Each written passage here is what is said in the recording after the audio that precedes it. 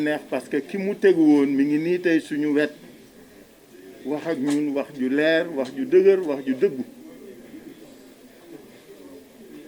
sant yàlla aussi julli ci yonent bi pour ñi nga xam ne nekkuñu fi tey fii ñu nekk ci siège bi kër gi nekk suñu wet boroom kër gi dafa gaañu ñoo ngi jaale njabootam suñu xarit doomam day Thione Seck gaañu na mais surtout li nga xam ne wundoon lii ay xale yu ndaw parce que ñi ci mag weesuwuñu ñaar fukki at ak nangam dañu ñàkk seen bakkan ci li waraloon lii ñooñu aussi comme ni ko Ousmane waxee fu ñu toll waruñu leen fàtte c'est des martyrs ils devront être fêtés chaque fois que la démocratie sénégalaise le pourra et le devra donc ñu ngi leen di jaale ñooñu aussi di massawu ñi nga xam ne ñëpp gaañu nañ soo demee xool xale yi ni ñu gaañu yi am ñii ci bopp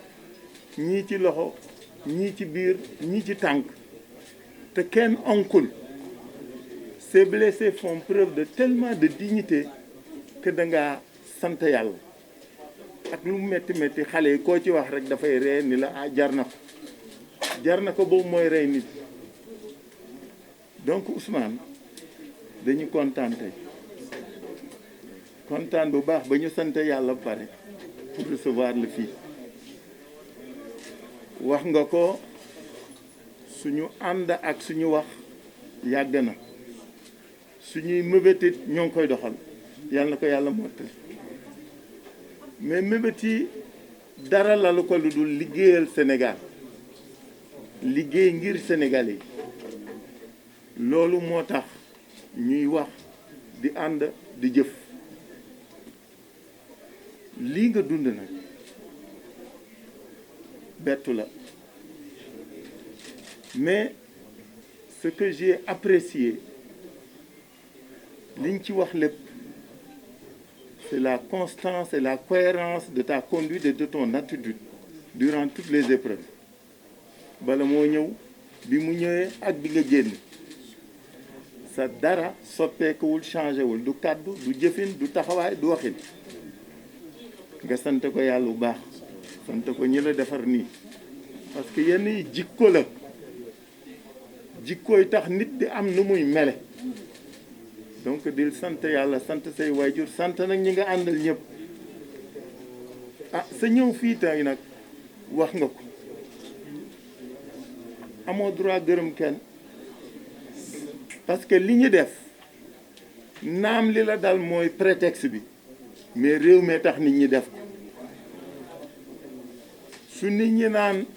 démocratie liberté au Sénégal la ñuy soog a teg libérer Ousmane Sonko parce que su loolu amoon doo am li nga doo dund li nga dund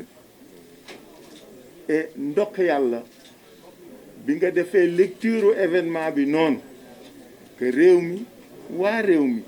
seen ëllëg seen melokaan seen dundin seen dund moo tax loolu lépp ne donc ñuy rafetlu bu baax lii nga dox tey tànk yu rafet la yàlla buñ ko gaaw fayante. Ouais, c'est vrai j'avais dit que tu ne devras jamais être le troisième loolu laa waxoon dama noonu doo doon ñetteel bi te mu jaraloon nit ñi nag lu bari parce que nag trop c'est trop lépp tuuru ñu sant yàlla bi mu ñu matalee loolu nga xam ne moom lañu yéene woon mu defal ñu ko féliciter la féliciter ce mouvement féliciter ce parti ci seen taxawaay parce que loolu naka am solo mais li nga xam ne moom la ñuy jànge ci lii mooy qu'est-ce qu'il faut en faire qu'est-ce qu'il faut en faire xale yi faatu xale yi gaañu borom alal yi ci ñàkk seen alal ñi ci seen kër dem ñi ci seen alal ñàkk waruñu neenal waruñu rëccu loolu nga xam ne moo leen dal war nañu ñun ñëpp nañ ñu comprendre ni tabaxaat Sénégal bu bees mooy li ñu war tabaxaat Sénégal bu bees nag wax nga ko léegi ku nekk ci ñun war na seetaat boppam war na xool li xale yi naan tribunalu conscience ku ne nga xool sa digganteeg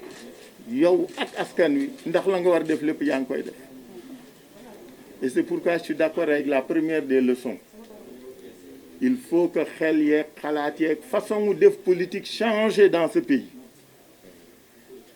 Façon def politique moo war changer nit ñi di fàtte seen bopp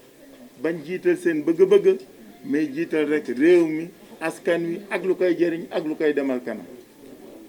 suñ ko defee lu bari danay tax ñu dem avancer. ñaareel bi mooy ñun homme politique wax nga dëgg depuis le mois de novembre ñu ngi dox parce que nag li ñu gëm mooy booloo mooy doole te nit ki du nu mu waxee na mu jëfe dong la li ñu gis mooy quand il y a une majorité qui se conforte qui se consolide et qui s'élargit il faut une opposition qui s'unit qui se renforce et qui est puissante et forte. Si les deux forces ne sont pas égales du am combat moo tax ma di la aussi delloo njukkal parce que bañ ko doxee ci ñi jëkk d'accord nga bokk malgré nag waxoon nga ma sa xalaat te bëgguma nga am dëgg ci man mais li am solo mooy loolu ñuy dox mooy li war.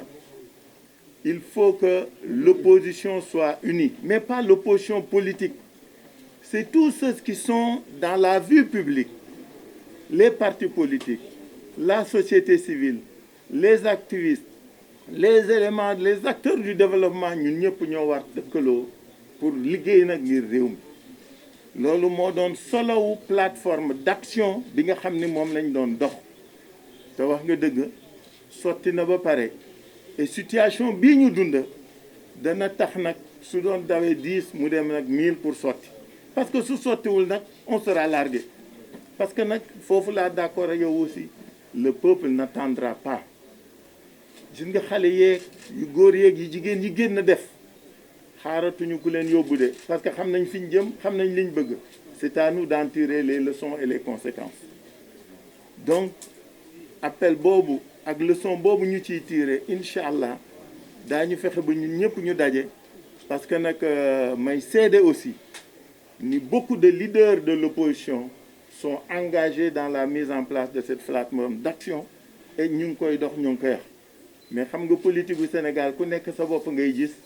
lu sookee rek dañ naan lan moo ko waral mais incha allah on pense que ça va se terminer parce que nag booloo mooy doole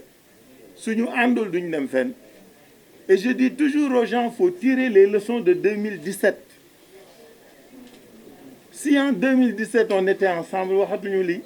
donc ku nekk ci ñun damay doore ci man ak keneen ku nekk day doore ci yow ni 2017 occasion boobu ñoo raté woon waratuñ ko raté mukk parce que loolu la expérience di jëriñ. ñaareel bi mooy suñuy kilifa yi nga xam ni wane nañ seen bopp aujourd'hui fàttali na ko léegi tous les dirigeants muy sëriñ muy curé muy évêque muy archevêque muy cardinal ñëpp dugg nañ ci seen loxo pour que jàmm dellu si ñooñu yéene la ak yaakaar la ñu am yéene ak yaakaar jooju ñun ñi ñoo ko war mottali ak le pouvoir en place parce que nag du ñun ñoo séq liggéey beeg wax ji dafa am ñu ko séqal ñooñoot il faut que ñu jouer seen rôle et on pense qu'aujourd'hui le moment est propice et favorable